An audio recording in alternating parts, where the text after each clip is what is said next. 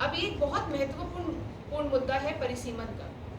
Bharatiya Janata party परिसीमन क्यों कराना चाहती है? परिसीमन इसलिए कराना चाहते हैं ताकि देश का जो राजनीतिक नक्शा है उसको वो इस तरह से बदल दें जिसमें कि उनको फायदा हो और लंबे समय तक वो लोग सत्ता में बने रहें। क्योंकि आने वाले चुनाव में भारतीय जनता पार्टी के पास कोई मुद्दा नहीं है, जनता हताश है, परेशान है। लोगों की समस्या है उसको लेकर भारतीय जनता पार्टी के पास कोई भी जवाब नहीं है। और साथ ही साथ जो इंटरनेशनल प्रेशर है, जो दबाव आज मोदी जी के ऊपर है, उसके चलते अगले चुनाव को जीतने के लिए वो एक राजनीतिक परिसीमन करना चाहते हैं। ये बात हम क्यों जानते हैं? क्योंकि असम में और जम्मू कश्मीर में इसी तरह का परिसीमन भारतीय जनता पार्टी ने किया, जिसमें कि कॉन्स्टिट्यूएंसीज को कुछ इस तरह से काटा छाटा गया जिसमें कि भारतीय जनता पार्टी को फायदा मिले और जो विपक्षी दल हैं उनको नुकसान। और इसी तरह का एक परिसीमन करा के देश के नक्शे को बदलने का एक षड्यंत्र भारतीय जनता पार्टी ने रचा है और महिला आरक्षण की आड़ में उसको पेश किया। लेकिन इस मुद्दे पर पूरा विपक्ष एकजुट रहा और जो भारतीय जनता पार्टी के जो खतरनाक इरादे थे उनको हराने में हम लोग संसद में कामयाब रहे।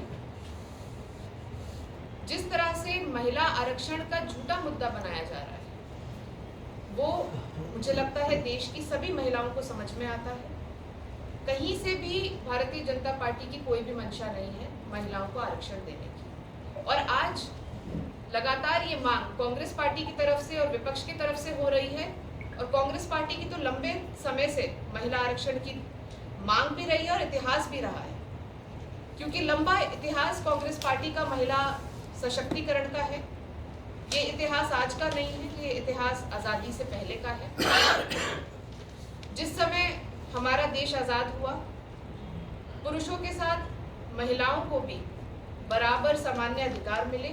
और ये सोच कांग्रेस पार्टी की कितनी पुरानी है, शायद हम लोग कल्पना भी नहीं कर सकते उस समय की, जब देश आज़ाद नहीं था महिलाओं की क्या स्थिति थी इस देश में।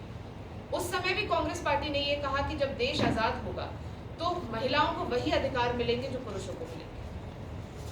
पूर्व प्रधानमंत्री राजीव गांधी जी के नेतृत्व में देश की पंचायतों में, लोकल बॉडीज में महिलाओं को आरक्षण मिला, उनके रास्ते खुले। और आज संसद में जब प्रधानमंत्री जी ये बात कहते हैं कि आज देश की पंचायतों में 15 लाख महिलाएं बैठी हैं, तो वो ये नहीं बताते कि वो 15 लाख महिलाएं जो है वो कांग्रेस के बदौलत बैठी हैं।